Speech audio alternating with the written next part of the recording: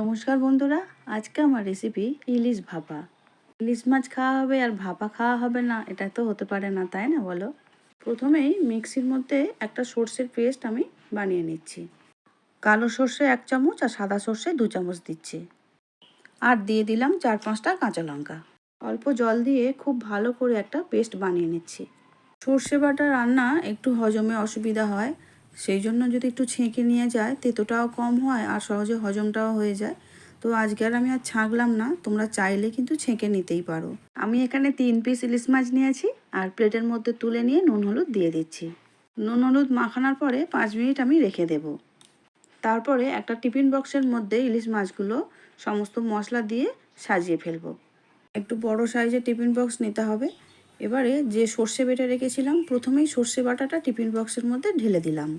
তারপরে দিয়ে দিলাম 1/2 চামচ হলুদ গুঁড়ো আর 1/2 চামচ নুন। মাছের সঙ্গে নুন হলুদ আগেই মাখিয়ে রেখেছিলাম। আর দিয়ে দিলাম 1/2 চামচ কালো জিরে। আর সর্ষের তেল দিয়ে দিচ্ছি 4 চামচ। এই সময় মাছের মধ্যে যে সর্ষের তেলটা দেওয়া হচ্ছে তার জন্য কিন্তু একদম কৃপণতা করবে না, ভালো করে সর্ষের তেল দেবে। দেওয়ার পরে খুব ভালো করে মিশিয়ে নিতে হবে। এবারে যে মাছে নুন হলুদ মাখানো ছিল, সেই নুন হলুদ মাখানো মাছের পিসগুলো এই মশলার মধ্যে দিয়ে দিচ্ছি। মশলার মধ্যে দেওয়ার পরে আবারও খুব ভালো করে উল্টে পাল্টে একটু মশলাটা মিশিয়ে নিতে হবে, কারণ আর তো ঢাকা খোলা হবে না, একেবারে সিদ্ধ হয়ে যাবে ভাপে। সেই জন্য খুব ভালো করে মশলার সঙ্গে একবার লাগিয়ে নিলাম। সর্ষে বাটার সঙ্গে খুব ভালো করে মাছের পিসগুলো মেশানো হয়ে গেছে, দেখতেই পাচ্ছ। এবারে এর মধ্যে দিয়ে দেব কয়েকটা কাঁচা লঙ্কা। যেমন ঝাল খেতে পছন্দ করো সেই অনুযায়ী ঝাল দেবে। আমার একটু ঝাল ঝাল ভালো লাগে বলে আমি একটু লঙ্কাটা বেশিই দিচ্ছি। আর ভাপা হয়ে যাবার পরে কিন্তু এই লঙ্কাগুলো খেতে আলাদা একটা টেস্টও হয়ে যায়, তাই না? কাঁচা লঙ্কাগুলো দেওয়া হয়ে গেছে। এবারে শেষে আবারও খানিকটা সর্ষের তেল দিতে হবে। দিয়ে দিচ্ছি সর্ষের তেল। আবারও 2 চামচ সর্ষের তেল ওপর দিয়ে ঘুরিয়ে দিলাম। এবারে সব কিছু ঠিকঠাক করে গোছানো হয়ে গেছে। এবারে টিফিন বক্সের মুখটা খুব ভালো করে চেপে বন্ধ করে দিতে হবে। আর একটু আগে থেকেই কড়ার মধ্যে জল দিয়ে দিয়েছিলাম, জলটা খুব ভালো করে ফুটে উঠেছে। জলের মধ্যে একটা স্টিলের প্লেট দিয়ে দিচ্ছি। তার উপরেই আমি টিফিন বক্সটা খুব সাবধানেই বসিয়ে দিতে হবে।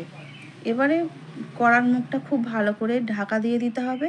একদম 20 থেকে 25 মিনিট পর ফিরে আসছি। 20 মিনিট পর ফিরে এলাম। এবারে টিফিন বক্সটা খুব ভালো করে সাবধানে ধরে নিয়ে এলাম, কিন্তু টিফিন বক্সটা কিছুতেই খোলা যাচ্ছে না। আরও 10-15 মিনিট একটু টিফিন বক্সটা ঠান্ডা হতে দিলাম। তারপর খুব সহজেই টিফিন বক্সটা খুলে গেল।